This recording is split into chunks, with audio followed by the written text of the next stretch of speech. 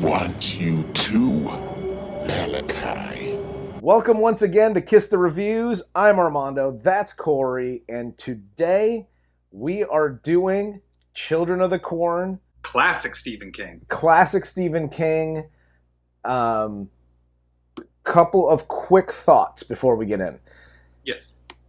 There are, and I was talking to somebody after I watched this, and I said there's a lot of horror movies, like slasher movies, you know, you got jump scares, you got a lot of that stuff.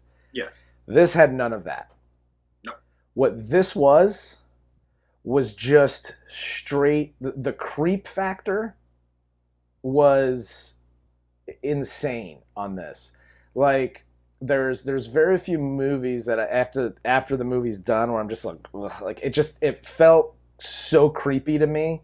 And maybe it's because of the kids. That's 100% the reason. But I will say this. Are there any other characters that are creepier, like the creep factor, than Malachi and Isaac? Those two characters are the two, like the casting for those two guys was beautiful. Again, jump scare stuff. If you don't like that kind of stuff, or you don't like super gore and slasher type, this is the movie for you. If you just like to be creeped out, this is it. Yeah, especially if like you're having the debate on whether or not to have kids. Yes, this movie will absolutely sway you one way. This will put you over the top. Even the IMDb one sentence description is "fuck kids." Why don't you go ahead and read the IMDb description? I just did. Fuck kids. That's what it says. Children of the Corn, 1984.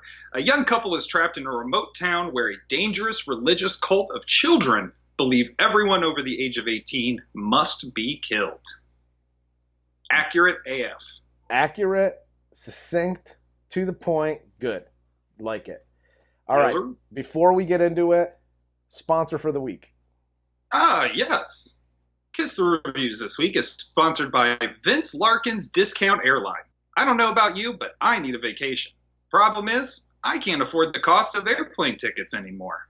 Former U.S. Marshal Vince Larkin has your six. For the low, low cost of betting your very existence on this planet, Vince will hook you up with a seat, insulin if you're diabetic, a fresh pair of socks and Birkenstocks, and a whole bunch of firearms for you to play with. So if you're looking for the perfect southwestern United States getaway, put the bunny back in the box and contact Vince Larkin today.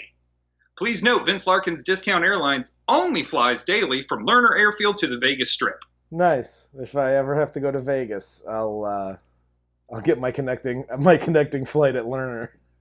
Yeah, man, I flew them once, and I mean, they literally put me in the lobby of the hotel. That's fantastic. It was great. A little trouble finding my luggage, I will admit, but as far as convenience from airplane to hotel, literally 2 steps. Dig it. Well, let's get into Children of the Corn, the 1984 horror flick.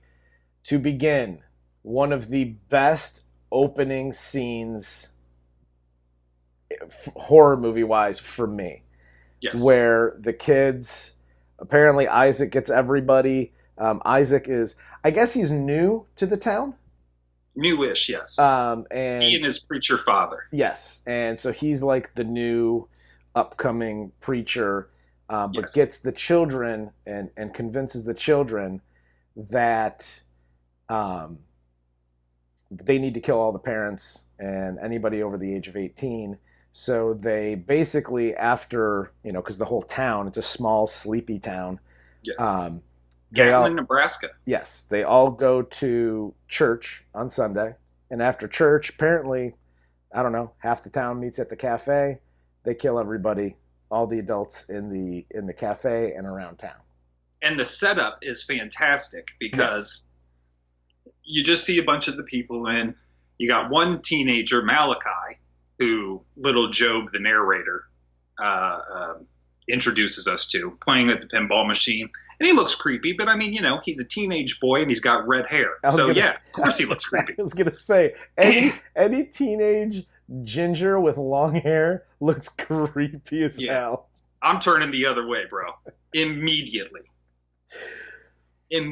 But anyway, so they introduce that very well. Then the kids come in, and something crazy is about to go down, but you're not entirely sure what until you kind of see Isaac give Malachi the nod from outside of the diner.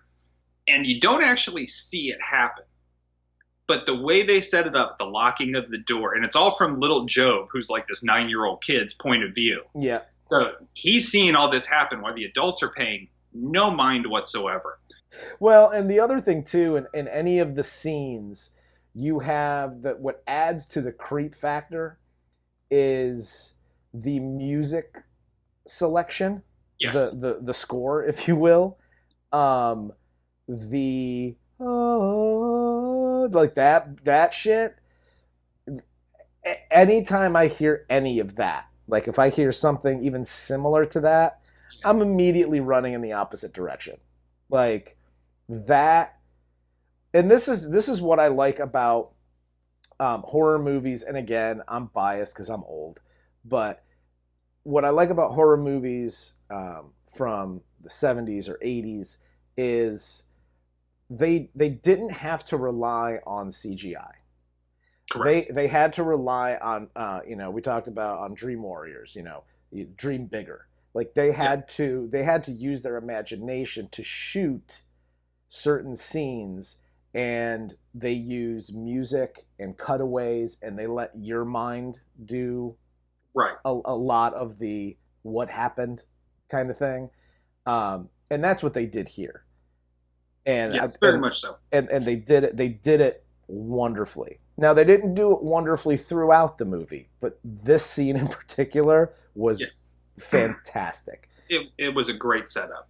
Not to jump ahead too far, I don't know, to like the end of the movie, but I wish they would have used that type of thinking when introducing the one who walks behind the rose. Like, yes. I wish they would have used more cutaways, the monster, if you will, digging under the ground was perfect. Mm-hmm. But when they actually introduce it, it's like, the payoff wasn't there for me.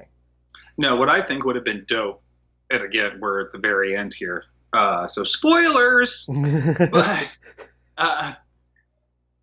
Isaac, when he turns in to whatever. He wants you too, Malachi. Isaac should have been the one under the ground. Yes. And came up as little Isaac. That would have been freaky. That would have been good. Shit. Yeah, dude, because the he scene did such a great job. And you talk about the little things they do to avoid gore or CGI in these older horror movies. The face acting, the nonverbal acting, done by everybody in this movie, was phenomenal. And when Isaac is strung up on the cornstalk, and Isaac is screaming because he's getting burnt up. Yeah. Dude, his screams. I did they really burn that fucking kid? Because those screams were legit. Yeah. No, absolutely. It sounded like they were sticking pins in his feet. Yeah, for real. Talk about method acting. You don't have to shove bamboo shoots up your fingernails to elicit that response, do you? Kid, and I know there's a lot to love about this movie, and there's the creep factors there for me. This is one of the, I want to say one of the first horror movies I saw. I mean, you're figuring this movie came out and I was 8, I think. But this was one of the first horror movies that I remember actually seeing. Yeah. And it creeped me out. Then I didn't see it when I was 8. I might have been 10 or 12, but I just, it creeps me out now, and I have some of that residual stuff. But can we talk about Linda Hamilton and Peter Horton's characters, Let's. Vicky Because and Bert, let's just say they're the my two. one comment about their entire relationship is Bert is the biggest sack of shit asshole I have ever met in my life. They basically set this whole thing up. This is Bert's birthday, apparently, and you could tell that they're having they're in a rocky part of their relationship. He's apparently a doctor, so he's going through his whole doctor thing, which is very difficult and yada yada. He took a job or an internship somewhere, which is why they're traveling. Yeah, and they don't spend a lot of time together because of, he's becoming a doctor and it takes a lot of time. Bert. Yeah. For a Dr. A, he's kind of a moron. Yes. And Linda Hamilton's character, Vicky, is trying way too damn hard to save the relationship. Desperately. And let me just throw this at your birthday. Linda Hamilton is in her robe and her negligee. Her nightie, if you will. And dancing to some 1950s song that literally 3 people heard. I could go without seeing Linda Hamilton singing and dancing. But the overall point is when she wakes you up on your birthday and starts doing that, don't be like, "Ma, we gotta hit the road." Dude, stay. And even if it's just you having to painfully go through it, try and fix your relationship with that woman in your bed. Dude, listen, and if not, do whatever you can, man. And Come on. If not, just be like, listen, I'm just going to leave you here. Here's some cab money to get back home. I'm going to go to this hospital to get my job. But so they leave. They're having this, argument in the car about, I was doing this little dance for you and you apparently don't give a shit.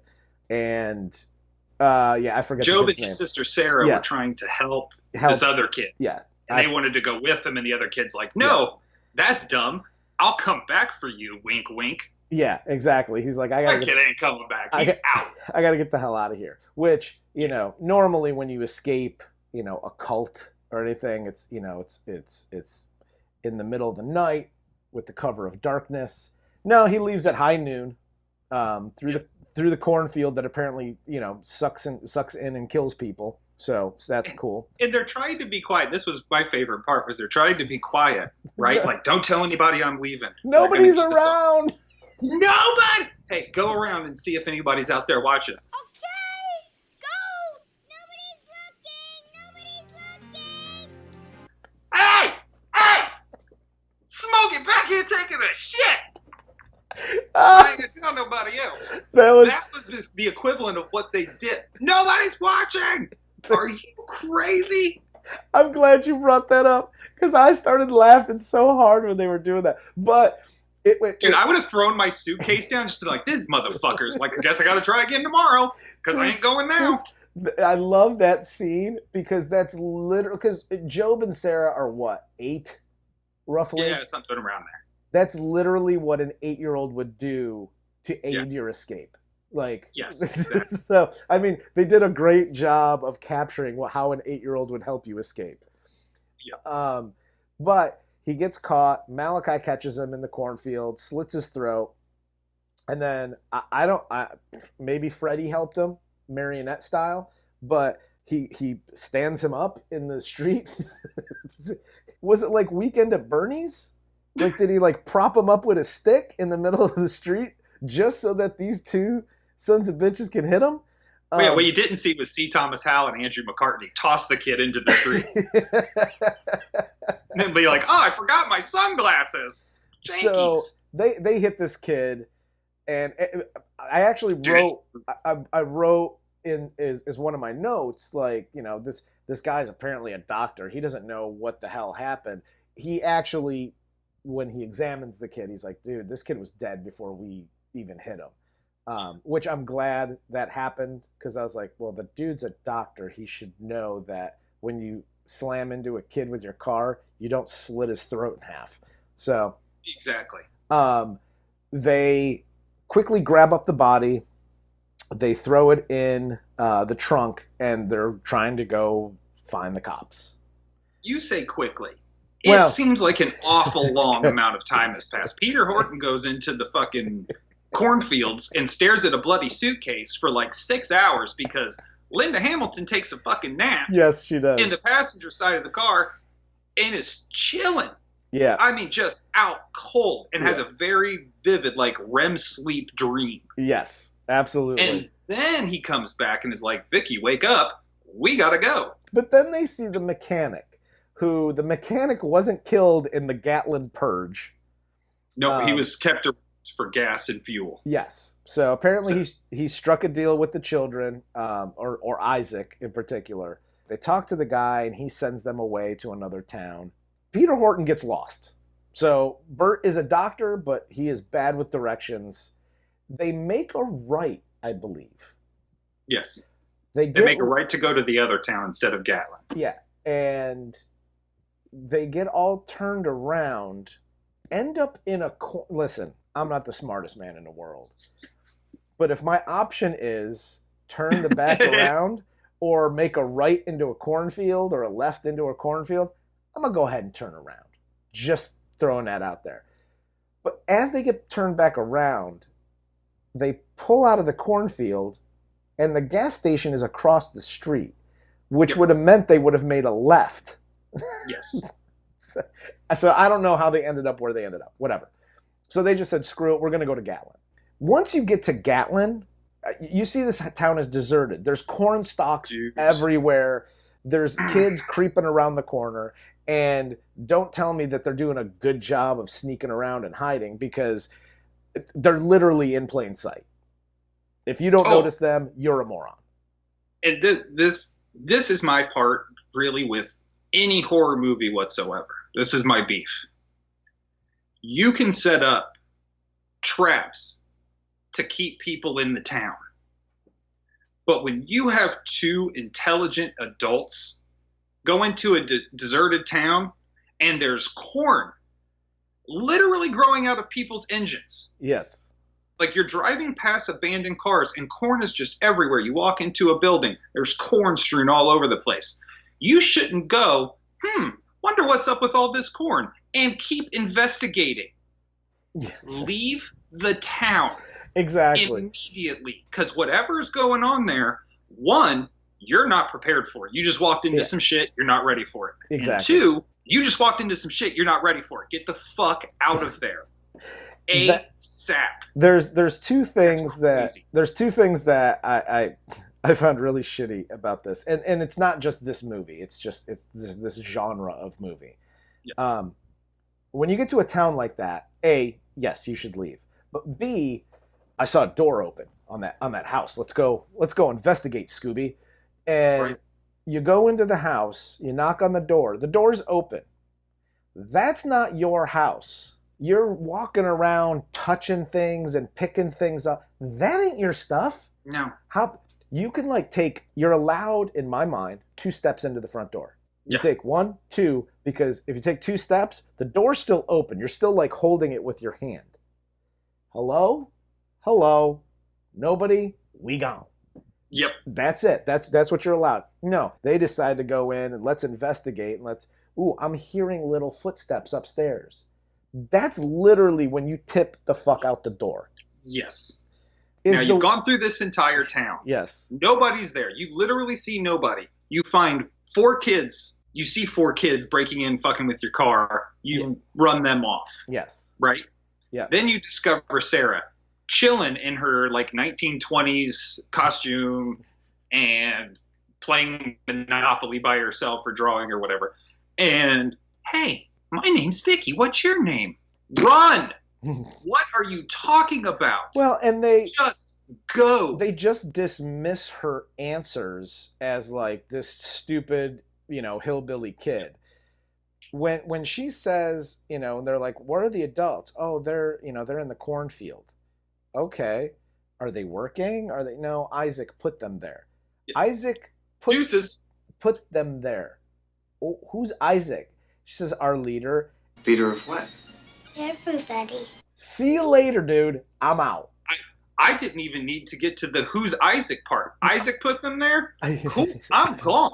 I don't need to know who he is, what he is, anything. I would have never met Sarah because I would have never gone in the house.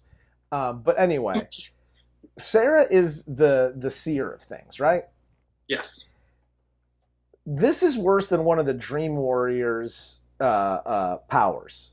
Because she's not the seer of things. She's the seer of things that are literally currently happening.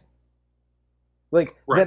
that are happening 5 minutes into the future. Like, Yeah, she's real timing every part of this. she draws the Linda Hamilton character getting carried into the cornfield, which literally happens 2 minutes later. Yep. And my favorite part, well, I keep saying that, my favorite part, but one of my favorite parts is at the very beginning, right before they kill everybody in the diner, Job's father is on the telephone with Job's mom, Yes. who's at home because Sarah was sick. Said, she's not really feeling all that great. They show her, and she's asleep, dead asleep, drawing and shaking in her sleep. And mom goes, well, she's not feeling too great right now. Bitch, she's having a psychic episode. Exactly. Not feeling well. Insane. And they always act too, like when Malachi catches Sarah and Job playing Monopoly, because you're not allowed to play games in this town. He takes him to Isaac and says, wow, they were playing games. And Isaac says, yeah, but she's a seer, so that's important. They didn't know who she was this whole time? Exactly. Well, and there's this power struggle between Malachi and Isaac, because now it's been 3 years from the time they killed the parents till Vicky and Bert show up. Yes. So that some time has elapsed, and Malachi and Isaac are they're in a struggle for power, and more people want to follow Malachi because he's the strong one, and he's yada yada. bloodthirsty. Yeah. But it literally takes Bert 5 seconds to convert all of these kids, which shows me that all these kids are just dumb. They'll believe whatever anybody says. He breaks into the church while they're doing the ceremony because the kid's turning 19 and they're going to feed him to the one who walks behind the rows. Isaac put a plan together to kill all of the adults in this town. And even if it's a small, sleepy town, there's still a lot of adults to kill. Yep. But then you have 2 adults with a bunch of the kids that helped you kill all the adults. Yeah. And you literally have Bert circled in the middle of like the town square, but he just runs right by you. Like, Bert went to medical school on a track scholarship. Yes. And these bitches couldn't catch him. So that I had the one problem with that. Like, you can't catch these people. Linda Hamilton, apparently she was pre-Terminator, so she was really easy to catch. She wasn't killing. She needed. By the way, pre-Terminator brings this point up. I want to see this movie redone with Terminator Linda Hamilton and Kyle Reese in this town. Zach, because let me tell you something. Those kids are getting murked. Yeah, absolutely. Absolutely. But that's what made me laugh, though, about this whole movie. Because you were talking about Bert being surrounded by all the children and he's able to just push past them. Every time he is confronted by these kids, he just out-muscled. He just, get out of my way. Yeah. Get out of my way. And it's not like 2 kids. He's pushing like swarms of children off of him. It's like when you meet everybody for Thanksgiving and you play like football with your family and you're just stiff arming little kids. Yeah. Like, putting your face in the dirt. That's at what point? Because this is where I've worked there, like as an adult. Like if you're Bert, they've taken Vicky, your wife, right? They are hunting you with knives and bats, and they're beating you with chains when they do catch you, like bicycle chains. Dude, I'm not pushing any of these little turds. I am literally beating the shit out of, like, he gets on top of Malachi at the end and just kind of backhand, front hand, front hand. Dude, I'm close fisting, smashing that little fuck's head in. Dude, like, let me tell you something. The shit you have put me through, Ginger Ninja, I am not dealing with it anymore. Well, my thing is, then they decide to help the kids, because the kids have now realized that, like, oh, the error in our ways, and they all run away. Yes. Because of his 5-second speech of, Yeah. religion can be twisted any way you want it to. Oh, shit, we never thought about it like that. Thanks, all right. mister. Yeah, cool. So they go into, like, the barn, and then they realize what the blue man, which was the police officer, was doing, which was he was going to burn the fields down because it had this, this monster in it. Yep. So then they decide to actually burn the fields down, like, and help them. Listen, between you, me, and the fence post, all these kids can get eaten by that goddamn monster. I have zero care about these kids. What I'm going to do is take my girlfriend or my wife, and I'm bouncing. I know there's corn in my car, but I'm going to find a road and just run. Because apparently the corn can't go past how tall it is. Look, So- stop swinging that thing at me. So I'm gonna get in the middle of the road and just Yep. and walk, because everybody now is like, oh, those two adults are cool. They showed us the error of our ways. They're not going to kill you now. Okay, I'll see you guys later. If you guys want to come with me, I'm totally cool with that. But Yeah. I'm peacing out of Gatlin. I'm I'm not betting trying. most of those kids are malnourished, so you can outrun them. I'm not trying to burn the fields down. It's just that's where I'm at. But all And it is. Sorry, go ahead. No, go ahead. I was just going to say that's the most unrealistic part of 90% of horror movies, or just, like, I'm just a regular guy and this thing happened. Regular guys don't turn into, like, I got to be the hero and stop this thing. Yeah, Regular guys bug the fuck out. as quickly Like, as possible. This is happening. These kids have murdered every adult in this town. This 17-year-old is getting ready to turn 18 and is happily willing to sacrifice himself Yep. for the greater good. I'm not trying to stop. You guys do you. Yeah. I'm going the other way, though. Yeah. No, absolutely. Period. I'll call somebody. I will absolutely call somebody when I get to a payphone that works, because it's 87. But yeah, I'm not trying to burn the malevolent force in the cornfields down. That's insanity. Yeah. No, that's all the movie overall for me. Super creepy. Love that. Yes. The music, the way it's shot, the kids, just the casting was perfect for this.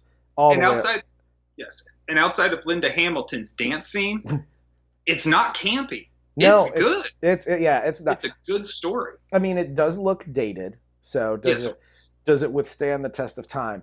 From that standpoint, yes. I mean, clothing wise, I didn't realize how much things have changed from 84 till now, but there's a lot. Thank God women's mom shorts have gone out of style. No kidding. At what point in time did we all want our asses to be perpetually looking flat? I don't know. But anyway, go ahead. Sorry. Hardly your point, and I keep interrupting you. But I digress. But like overall, I love the movie. Here's what I'm disappointed in. So I went to IMDb. I looked up the rating on IMDb, a 5.7. I was very disappointed in that. I would give this at least a 6.5 to a 7, somewhere in there. I give it damn it. What did we give Dream Warriors? We gave that an 8, right? I gave that an 8. You gave it a 7. So I'd give this like a 7.5. Ooh, better than Dream Warriors. In my opinion, yes. You pretentious little bastard. I don't like comedy in my horror films. Yeah, sorry. I want to show up and get scared. I don't want to see a fucking Night at the Roxbury when I'm supposed to be scared. welcome to prime time, bitch. Right. So I'm your boyfriend now, Nancy. overall though, dude, I love this movie. It still creeps me out. And I think it being dated, like looking dated, adds to the creepiness factor. For me. Well, yeah. I mean, look, this is when was it made? 84? Yeah. It looks like it's set in 1984. Yeah. You know, if you're watching, like, perfect example, if you're watching American Horror Story 1984 right now, yeah, by any chance, you might see this years later, but that is similarly shot. Yeah. To the way Children of the Corn is. They have grainy flashbacks and that kind of, like, I dig this movie a lot. I think I'm a fan of movies that don't have to rely on gore to freak you out. Yeah. No, that's, you know what I mean? Because oftentimes corn syrup looks like corn syrup. Yeah, that's why I like this movie, because exactly. So, like your T-shirt, another great movie that didn't rely on gore. Yeah, absolutely. Children of the Corn, a very good movie. I mean, look, every Stephen King book that gets adapted into a movie is trash compared to the book. Yeah, it's just the way it is. But as far as a Stephen King book adapted into a movie goes, this is very good. And it's one of the best. I love it. I love it still to this day. 100%. And the casting of these kids was fantastic because Isaac and Malachi are genuinely terrifying. He wants you too, Malachi. You say that shit, I will. I'm going to reach through this and fuck you up. Don't keep messing around. Watch what happens. Oh, I love it. I love it. Oh, it's so scary. Anything else for Children of the Corn? Let's stop talking about these little ass kids. Let's move on to adult killers. All right. Well, if you don't have anything, I don't have anything. That's Corey. I'm Armando. This is Kiss the Reviews. This was Children of the Corn. Thanks for coming in. Like, subscribe, comment, all the above. Do it. And we'll see you with the next episode. Outlander! We have your woman!